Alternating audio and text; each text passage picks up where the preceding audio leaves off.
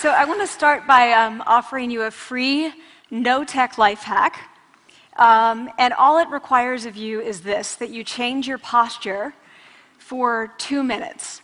But before I give it away, I want to ask you to right now do a little audit of your body and what you're doing with your body. So how many of you are sort of making yourselves smaller? Maybe you're hunching, crossing your legs, maybe wrapping your ankles. Sometimes we hold on to our arms like this. Sometimes we spread out. I see you.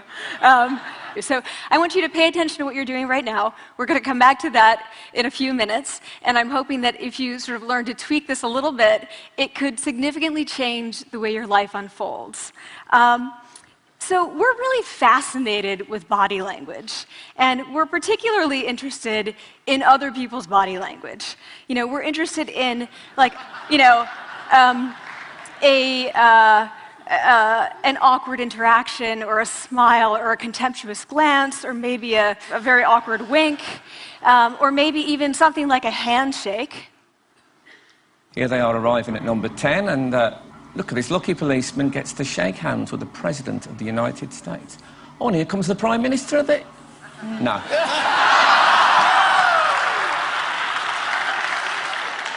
So a handshake, or the lack of a handshake, can have us talking for weeks and weeks and weeks, even the BBC and the New York Times. So obviously, when we think about nonverbal behavior or body language, but we call it nonverbals as social scientists, it's language. So we think about communication. When we think about communication, we think about interactions. So what is your body language communicating to me? What's mine communicating to you? And there's a lot of reason to believe that this is a valid way to look at this. So social scientists have spent a lot of time looking at the effects of our body language or other people's body language on judgments. And we make sweeping judgments and inferences from body language. And those judgments can predict really meaningful life outcomes, like who we hire or promote, who we ask out on a date. For example, Nalini Ambady, a researcher at Tufts University, shows that when people watch 30-second soundless clips of real physician-patient interactions, their judgments of the physician's niceness predict whether or not that physician will be sued. So it doesn't have to do so much with whether or not that physician was incompetent, but do we like that person and how they interacted? Even more dramatic, Alex Todorov at Princeton has shown us that judgments of political candidates' faces in just 1 second predict 70% of US Senate and gubernatorial race outcomes. And even, let's go digital, emoticons used well in online negotiations can lead you to claim more value from that negotiation. If you use them poorly, bad idea, right? So when we think of nonverbals, we think of how we judge others, how they judge us, and what the outcomes are. We tend to forget, though, the other audience that's influenced by our nonverbals, and that's ourselves. We are also influenced by our nonverbals, our thoughts and our feelings and our physiology. So what nonverbals am I talking about? I'm a social psychologist, I study prejudice, and I teach at a competitive business school. So it was inevitable that I would become interested in power dynamics. I became especially interested in nonverbal expressions of power and dominance.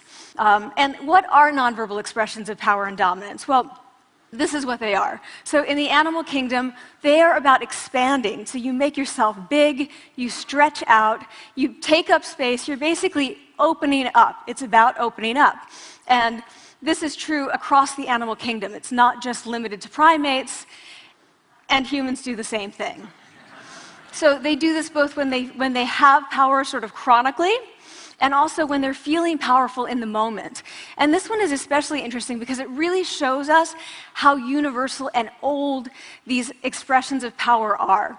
This expression, which is known as pride, Jessica Tracy has studied, she shows that people who are born with sight and people who are congenitally blind do this when they win at a physical competition. So when they cross the finish line and they've won, it doesn't matter if they've never seen anyone do it, they do this. So the arms up in the V, the chin is slightly lifted. What do we do when we feel powerless? We do exactly the opposite. We close up, we wrap ourselves up, we make ourselves small. We don't want to bump into the person next to us. So again, both animals and humans do the same thing.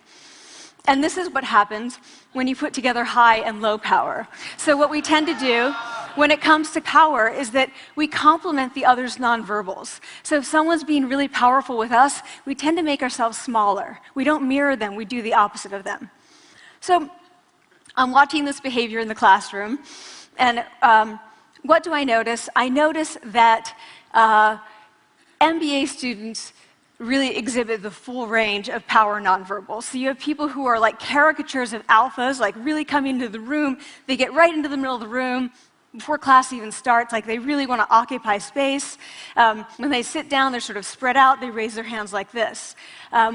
You have other people who are virtually collapsing when they come in. As soon as they come in, you see it. You see it on their faces and their bodies, and they sit in their chair and they make themselves tiny, and they go like this when they raise their hand. I noticed a couple things about this. One, you're not going to be surprised. It seems to be related to gender. So women are much more likely to do this kind of thing than men. Women feel chronically less powerful than men, so this is not surprising. But the other thing I noticed is that it also seemed to be related to the extent to which the students were participating and how well they were participating. And this is really important in the MBA classroom because participation counts for half the grade. So business schools have been struggling with this gender grade gap. You get these equally qualified women and men coming in, and then you get these differences in grades, and it seems to be partly attributable to participation. So I started to wonder, okay, so you have these people coming in like this, and they're participating. Is it possible that we could get people to fake it, and would it lead them to participate more? So my main collaborator, Dana Carney, who's at Berkeley, and I really wanted to know, can you fake it till you make it? Like, can you do this just for a little while and actually experience a behavioral outcome that makes you seem more powerful? So we know that our nonverbals govern how other people think and feel about us. There's a lot of evidence, but our question really was, do our nonverbals govern how we think and feel about ourselves? There's some evidence that they do. So, for example, when we smile when we feel happy, but also when we're forced to smile by holding a pen in our teeth like this, it makes us feel happy. So it goes both ways. When it comes to power, it also goes both ways. So when you feel powerful, you're more likely to do this, but it's also possible that when you pretend to be powerful, you are more likely to actually feel powerful. So the second question really was, so we know that our minds change our bodies. Is it also true that our bodies change our minds? And when I say minds, in the case of the powerful, what am I talking about? So I'm talking about thoughts and feelings and the sort of physiological things that make up our thoughts and feelings. And in my case, that's hormones. I look at hormones. So what do the minds of the powerful versus the powerless look like? So powerful people tend to be, not surprisingly, more assertive and more confident, more optimistic. They actually feel that they're going to win even at games of chance. They also tend to be able to think more abstractly. So there are a lot of differences. They take more risks. There are a lot of differences between powerful and powerless people. Physiologically, there also are differences on two key hormones, testosterone, which is the dominance hormone, and cortisol, which is the stress hormone. So what we find is that high-power alpha males in primate hierarchies have high testosterone and low cortisol. And powerful and effective leaders also have high testosterone and low cortisol. So what does that mean? When you think about power, people tended to think only about testosterone because that was about dominance. But really, power is also about how you react to stress. So do you want the high-power leader that's dominant, high on testosterone, but really stress reactive? Probably not, right? You want the person who's powerful and assertive and dominant, but not very stress reactive, the person who's laid back. So we know that in primate hierarchies, if an alpha needs to take over, if an individual needs to take over an alpha role sort of suddenly, within a few days, that individual's testosterone has gone up significantly and his cortisol has dropped significantly. So we have this evidence, both that the body can shape the mind, at least at the facial level, and also that role changes can shape the mind. So what happens, okay, you take a role change, what happens if you do that at a really minimal level, like this tiny manipulation, this tiny intervention? For 2 minutes you say, I want you to stand like this, and it's going to make you feel more powerful. So this is what we did. We decided to bring people into the lab and run a little experiment. And these people adopted for 2 minutes either high power poses or low power poses. And I'm just going to show you 5 of the poses, although they took on only 2. So here's one, a couple more. This one has been dubbed the Wonder Woman by the media. Here are a couple more. So you can be standing or you can be sitting. And here are the low power poses. So you're folding up, you're making yourself small.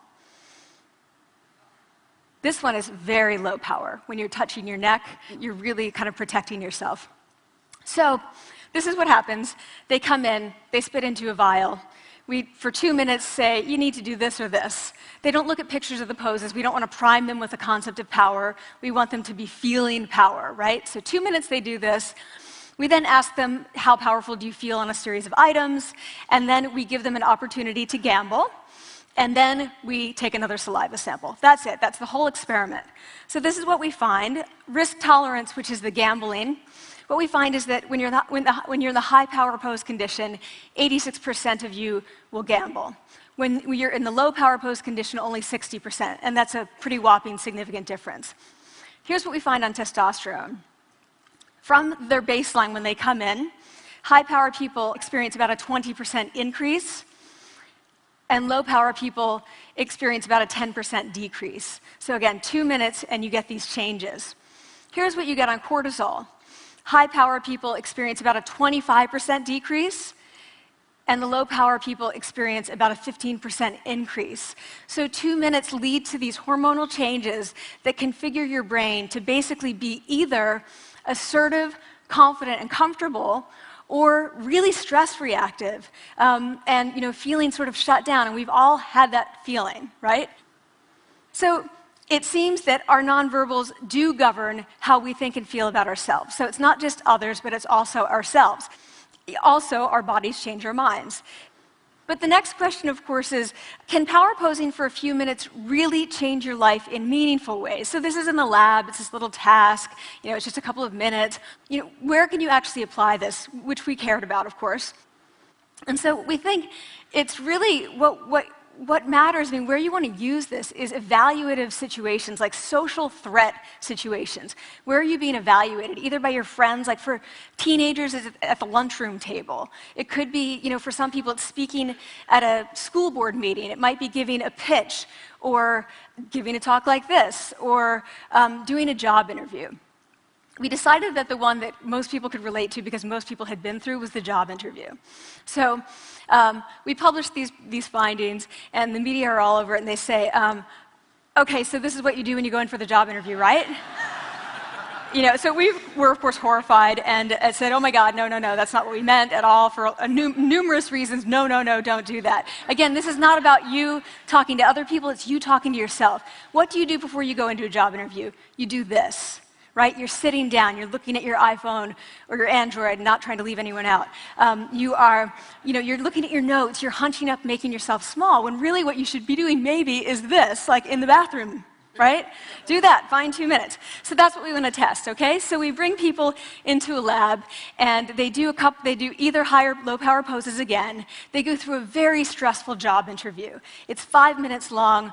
They are being recorded, they're being judged also, and the judges are trained to give no nonverbal feedback. So they look like this. Like, imagine this is the person interviewing you.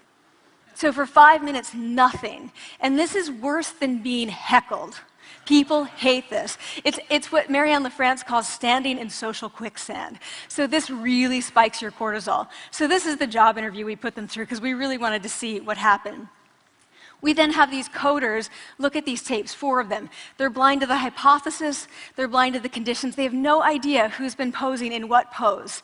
And they end up looking at these sets of tapes, and they say, oh, we want to hire these people, all the high-power posers. We don't want to hire these people. We also evaluate these people much more positively overall. But what's driving it? It's not about the content of the speech. It's about the presence that they're bringing to the speech. We also, because we rate them on all these variables related to sort of competence, like how well structured is the speech? How good is it? What are their qualifications? No effect on those things. This is what's affected, these kinds of things. People are bringing their true selves, basically. They're bringing themselves. They bring their ideas, but as themselves, with no residue over them. So this is what's driving the effect, or mediating the effect. So when I tell people about this, that our bodies change our minds, and our minds can change our behavior, and our behavior can change our outcomes, they say to me, it feels fake, right? So I said fake it till you make it. Like, it's not me. Like, I don't want to get there and then still feel like a fraud. I don't want to feel like an imposter. I don't want to get there only to feel like I'm not supposed to be here. And that really resonated with me, because I want to tell you a little story about being an imposter and feeling like I'm not supposed to be here. When I was 19, I was in a really bad car accident. I was thrown out of a car, rolled several times. I was thrown from the car, and I woke up in a head injury rehab ward. And I had been withdrawn from college, and I learned that my IQ had dropped by 2 standard deviations, which was very traumatic. I knew my IQ because I had identified with being smart, and I had been called gifted as a child. So I'm taken out of college. I keep trying to go back. They say, you're not going to finish college. Like, just, there are other things for you to do, but that's not going to work out for you. So I really struggled with this. And I have to say, having your identity taken from you, your core identity, and for me it was being smart, having that taken from you, there's nothing that leaves you feeling more powerless than that. So I felt entirely powerless. I worked and worked and worked, and I got lucky and worked and got lucky and worked. Eventually, I graduated from college. It took me 4 years longer than my peers. And I convinced someone, my angel advisor, Susan Fisk, to take me on. And so I ended up at Princeton, and I was like, I am not supposed to be here. I am an imposter. And the night before my first year talk, and the first year talk at Princeton is a 20-minute talk to 20 people. That's it. I was so afraid of being found out the next day that I called her and said, I'm quitting. She was like, you are not quitting, because I took a gamble on you and you're staying. You're going to stay, and this is what you're going to do. You're going to fake it. You're going to do every talk that you ever get asked to do. You're just going to do it and do it and do it, even if you're terrified and just paralyzed and having an out-of-body experience, until you have this moment where you say, oh my gosh, I'm doing it. Like, I have become this. I am actually doing this. So that's what I did. 5 years in grad school. A few years, I'm at Northwestern. I moved to Harvard. I'm at Harvard. I'm not really thinking about it anymore, but for a long time I had been thinking, not supposed to be here, not supposed to be here. So at the end of my first year at Harvard, a student who had not talked in class the entire semester, who I had said, look, you got to participate or else you're going to fail, came into my office. I really didn't know her at all. And she came in totally defeated, and she said, I'm not supposed to be here.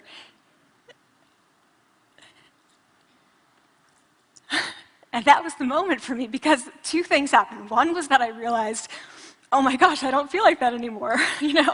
I don't feel that anymore, but she does, and I get that feeling. And the second was, she is supposed to be here. Like, she can fake it, she can become it. So I was like, yes, you are. You are supposed to be here, and tomorrow you're going to fake it, you're going to make yourself powerful, and, you're going to...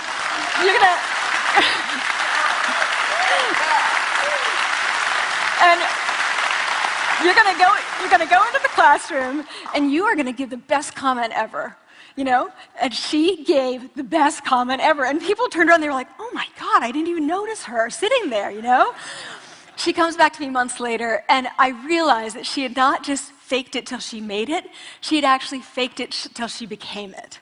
So she had changed. And so I want to say to you, don't fake it till you make it, fake it till you become it. It's not do it enough until you actually become it and internalize. The last thing I want to leave you with is this. Tiny tweaks can lead to big changes. So this is 2 minutes. 2 minutes, 2 minutes, 2 minutes. Before you go into the next stressful evaluative situation, For 2 minutes, try doing this in the elevator, in a bathroom stall, at your desk behind closed doors. That's what you want to do. Configure your brain to cope the best in that situation. Get your testosterone up, get your cortisol down. Don't leave that situation feeling like, oh, I didn't show them who I am. Leave that situation feeling like, oh, I really feel like I got to say who I am and show who I am.